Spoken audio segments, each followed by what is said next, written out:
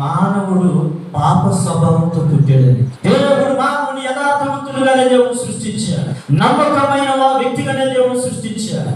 ఒక మహిమ కలిగిన వ్యక్తిగానే దేవుడు సృష్టించాడు. పాపము లేని వ్యక్తిగా మానవుడిని సృష్టించాడు. కానీ మానవుడు దేవుని ఆజ్ఞను అతిక్రమించి, ఆజ్ఞ అతిక్రమమే పాపము, పాపము వల్ల వచ్చే జీతము మరణము. అందుకే దావీదు అంటాడు, నేను పాపములోనే పుట్టి తిని నా తల్లి నన్ను పాపములోనే. పాప స్వభావంతోనే మనం పుట్టాము. పాముకి తలలో విషం ఉంటుంది, తేలుకి తోకలో విషం ఉంటుంది. మానవునికి నిలువెల్లా విషమే. చూసిన విషమే, మాట్లాడిన విషమే, ఆలోచించిన విషమే. అధికాల నుంచి నడినేటి వరకు మానవుడు విషంతోనే ఉన్నాడు, పాపముతో నింపబడి ఉన్నాడు.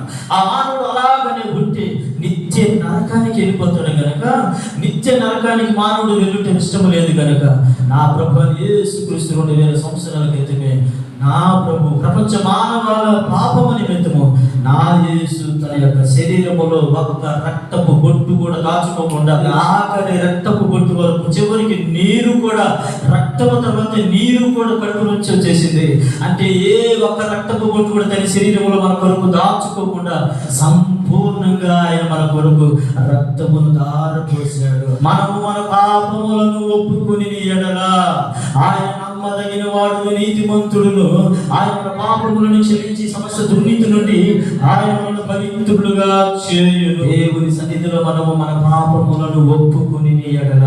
నేనేం పాపం చేసాం పాస్టర్ గారు అని నన్ను అడిగేది కాదు.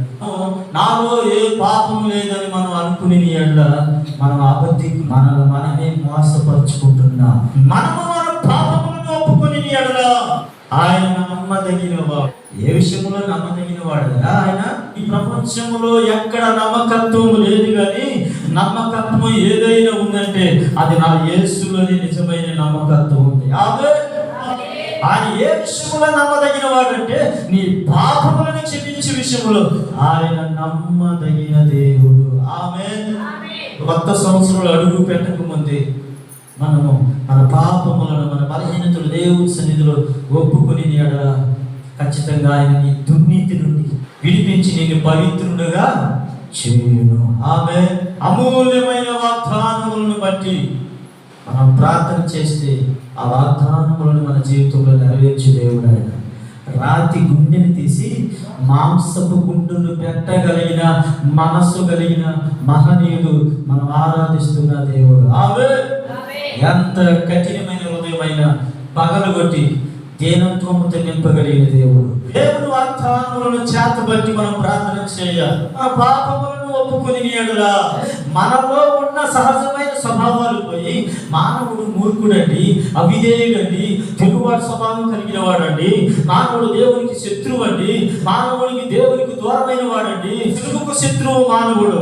మానవుడు ఇలాగనే శత్రువుగా మార్చబడితే దేవుని సన్నిధికి రాలేడు కనుక, దేవుని యొక్క రాజ్యములోకి ప్రవేశించలేడు కనుక, ఎలాగైనా మానవుడిలో ఉన్నటువంటి ఆ దుర్గుణాలన్నీ కొట్టివేయబడి దేవుని స్వారూప్యములోనికి మార్చబడటానికి దేవుడు మనల్ని ప్రేమించి అమూల్యమైన వాగ్దానములను దేవుడు మనకి ఇచ్చి ఉన్నాడు. మార్గ మధ్యలో తన అన్న నిన్ను చంపడానికి వస్తున్నాడని మధ్యలో వర్తమానం అందింది. ఏమని ప్రార్థన చేస్తున్నప్పుడు భయంతో, ప్రభా అబ్రహాము దేవా, ఇస్సాకు దేవా, ఇదిగో మరలా నీ తండ్రి ఇంటికి నేను నిన్ను రప్పించేదను, నీకు క్షేమం కలగజేసేదను, నేను నిన్ను ఆశీర్వదించేదను, నీకు మేలు చేసేదనని సంతానం ఇశ్వరేణువుల వలె విస్తరింప చేసేదేమని చలవించితివే, వాగ్దానం చేసితివి కదా. ఇప్పుడు నా అన్న నన్ను చంపడానికి వస్తున్నాడు. నా అన్న నన్ను చంపితే నువ్వు చేసిన ప్రమాణం ఏమైపోతుందయ్యా? నువ్వు చేసిన వాగ్దానం ఏమైపోతుంది?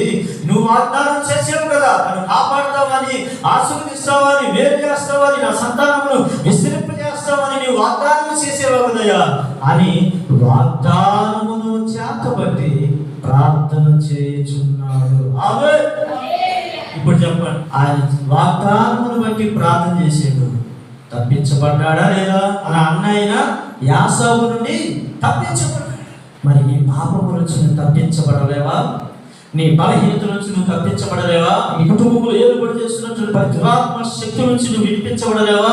ఖచ్చితంగా దేవుని వాగ్దానముల చేత బట్టి నువ్వు ప్రార్థన చేస్తే ఖచ్చితంగా పడిపోయిన జీవితం నుంచి, చల్లారిపోయిన జీవితం నుంచి, దేవునికి దూరమైనటువంటి పరిస్థితి నుంచి ఖచ్చితంగా నిన్ను మరలా లేపి నిలబెట్టగలిగిన దేవుడు. ఆమేన్. వాగ్దానం ఎంత అమూల్యమైనది. చాలా మంది వాగ్దానాన్ని నిర్లక్ష్యం చేస్తారు. వాగ్దానములను నమ్మినట్లయితే ఆ వాగ్దానము మన జీవితంలో నూరంతలుగా దేవుడు నెరవేరుస్తాడు.